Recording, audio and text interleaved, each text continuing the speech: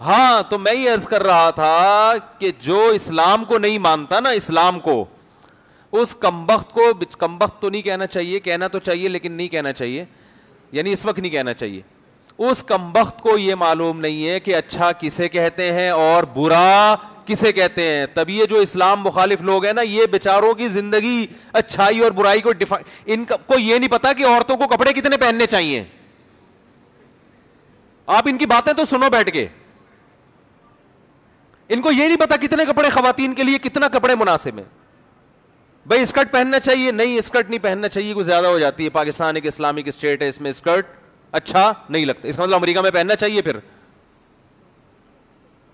یہ Islamic state ہے، یہاں اسکرٹ نہیں ہو تو وہاں سے باہر، یعنی یہاں کا اچھا کچھ اور ہے، وہاں کا اچھا کپڑوں کا. تو بھائی اگر کپڑے پورے پراپر ڈریس عورت کے لیے تو پھر امریکہ میں بھی پورے کپڑے ہونے چاہیے، سعودی عرب میں بھی اور پاکستان میں بھی.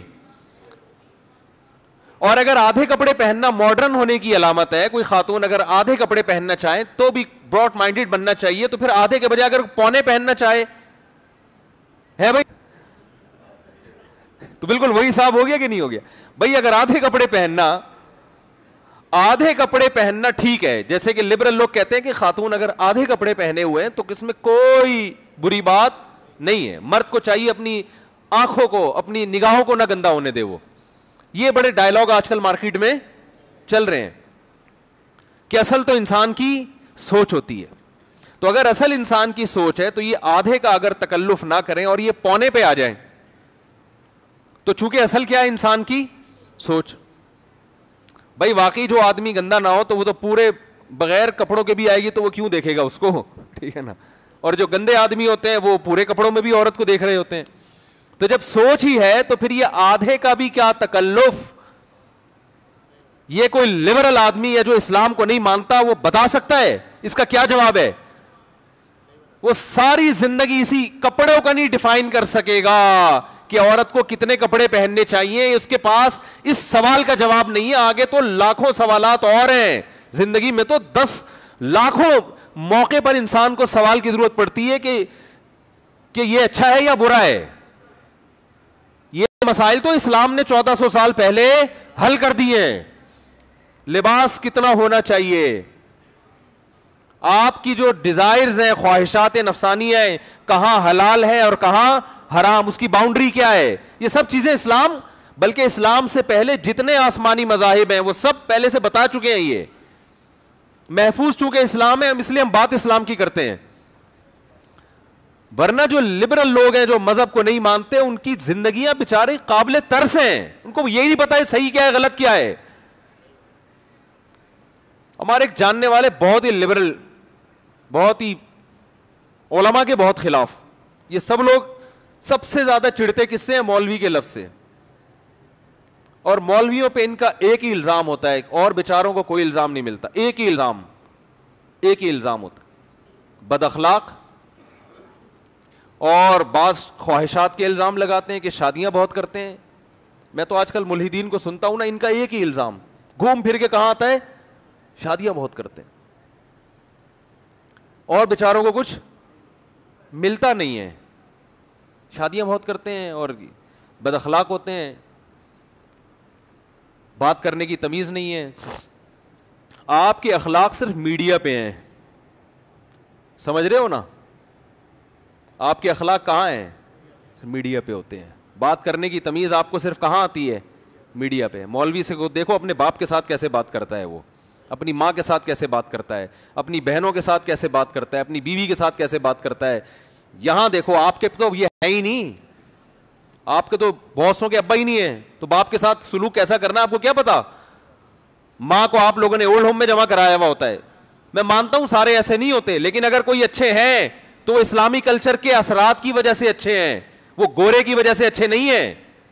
بہت سے ملحد ہیں، اسلام کو نہیں مانتے، ماں سے اچھا سلوک کرتے ہیں، لیکن اس لیے کہ باپ دادا مسلمان تھے، یہ چیز ان کے کلچر میں منتقل ہوئی ہے. لیکن آپ کی اولاد آپ کے ساتھ نہیں اچھا سلوک کرے گی.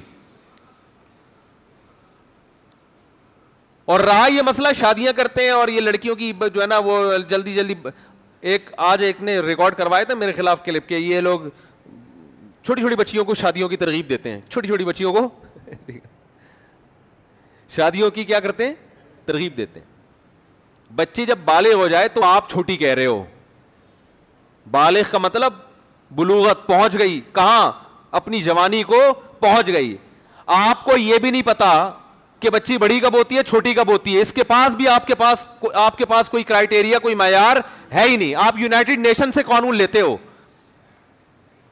یونائٹڈ نیشن نے جس کو کہہ دیا بچی بڑی ہو گئی تو وہ بڑی ہو گئی.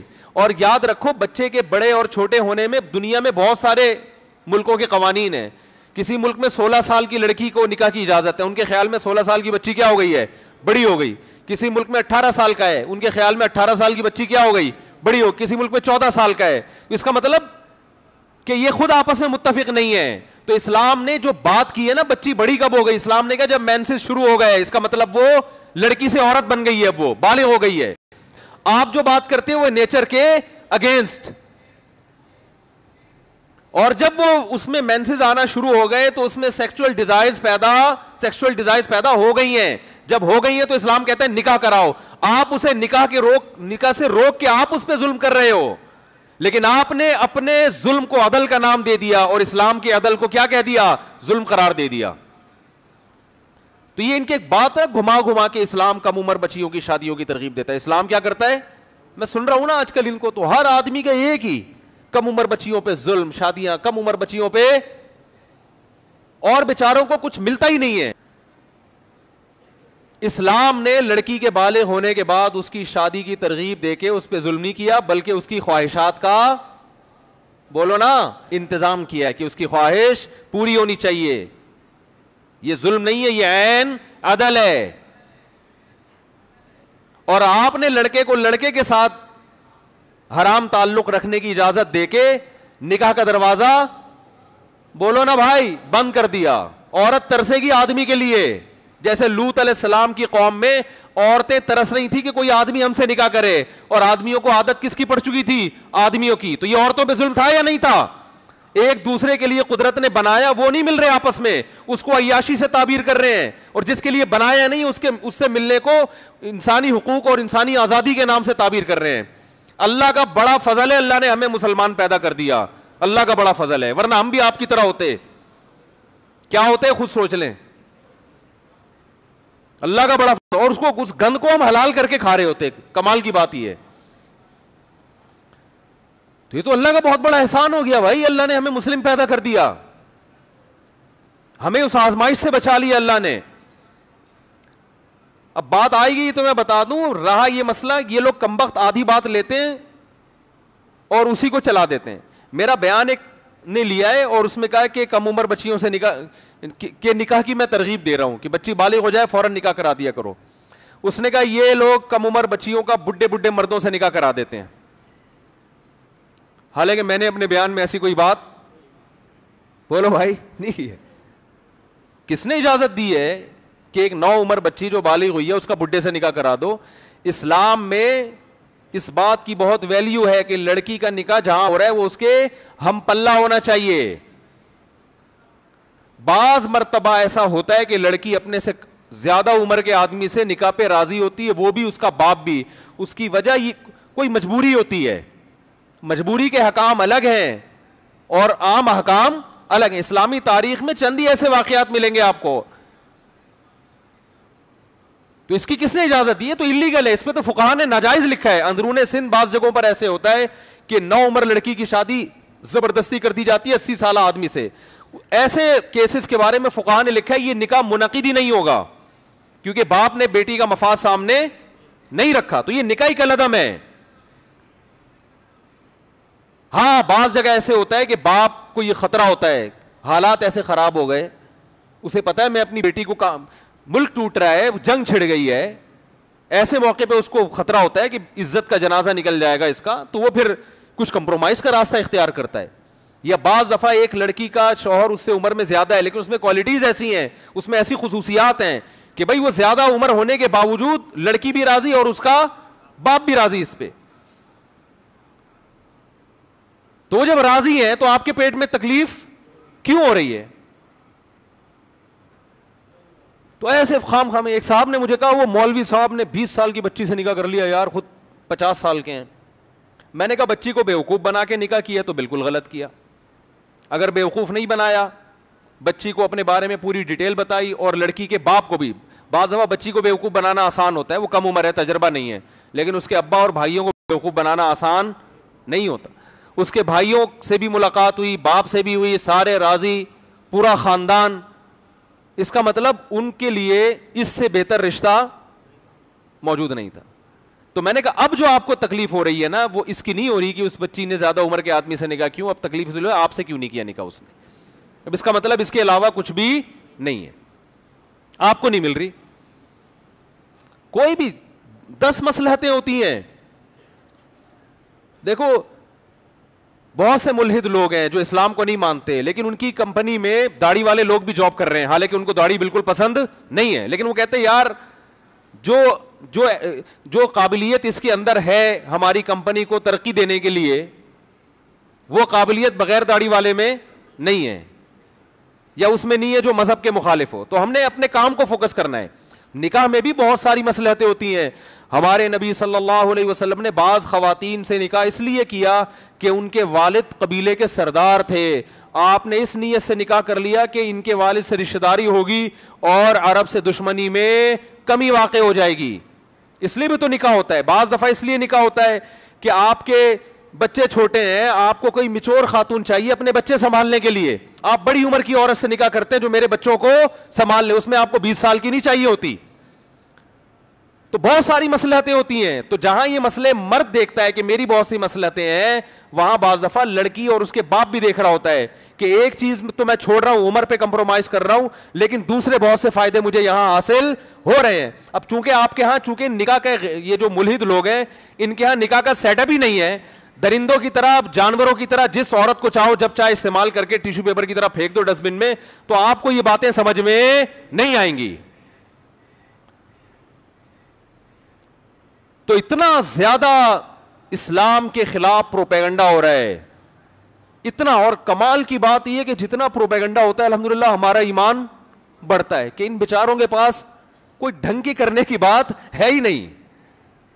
اس کا مطلب ہے کہ ان کو بھی اسلام میں کوئی فالٹ نظر نہیں آتا. کوئی ہوتا تو بتاتے نا. وہ پھر گھما کے نبی صلی اللہ علیہ وسلم نے امی عائشہ سے نکاح کیا اتنی کم عمری میں, جن سے کیا ان کو اعتراض تھا. آپ کہہ سکتے تو اس وقت وہ بچی تھیں, تو جب بڑی ہو گئیں اس وقت بھی وہ خوش تھیں. اس وقت وہ کہہ دیتی میرے ابا نے معاذ اللہ نقل کفر میرے ساتھ غلط کیا, اس وقت خوش تھی وہ, ان کے والد بھی خوش, وہ بھی خوش. اور وہ تو اتنا خوش کہ ہم اس کو بیان نہیں کر سکتے. وہ اس قسم کے مشورے اگر ان کو کوئی دے جا کے کہ آپ کے ساتھ ظلم ہوا ہے, وہ کہیں گے تمہارا دماغ خراب ہو گیا ہے. تو اس لیے ان تلوں میں تیل نہیں ہے. تو بات کہاں سے کہاں چلی گئی, کیا کر رہا تھا میں بات, جی ہاں, تو میں یہ عرض کر رہا تھا کہ ان لوگوں کے پاس اچھائی اور برائی کا کوئی معیار ہے ہی نہیں. اور جو مذہب سے جتنا دور ہوگا نا, یاد رکھو اس کی زندگی میں اتنی ہی زیادہ کنفیوژن ہوگی. کنفیوزڈ آدمی کی جو لائف ہوتی ہے نا, اس کی لائف ویسے ہی ہوگی. وہ یہ پریشان رہے گا بچوں کی تربیت کیسے کرنی ہے, میرا بچہ اچھا کب کون سا کام کرے گا کہ یہ کیا کہلائے اچھا, اس کو یہ نہیں پتا کہ کیا کہلائے. بیٹی بھاگ گئی گھر سے, اللہ نہ کرے کسی کی, اب وہ اسی پہ سوچتا رہے گا یار یہ ٹھیک کیا یا غلط کیا, ٹھیک کیا یا, سوچے گا بیٹھ کے یار اس لحاظ سے تو غلط کیا کہ بچی کو بھاگنا نہیں چاہیے, لیکن ٹھیک کیا اس کی اپنی لائف ہے اور میری. ایک انگریز موٹیویشنل اسپیکر ہے, وہ لوگوں کو موٹیویٹ کر رہا تھا. اس نے کوئی بک لکھی ہے, تو کسی نے اس کی کتاب پڑھ کے مجھے بتایا کہ اس نے اپنی کتاب میں یہ بات لکھی ہے. میں نے براہ راست اس کی کتاب نہیں پڑھی, نہ اس کا کوئی لیکچر سنا, لیکن ایک قریبی ریلیٹیو ہیں, انہوں نے اس کی کتاب پڑھی تو مجھے بتایا کہ اس نے یہ لکھا ہے کہ ٹینشن ختم کرنے کے بہت سارے طریقے ہیں. وہ بھی ٹینشن ختم کرنے کے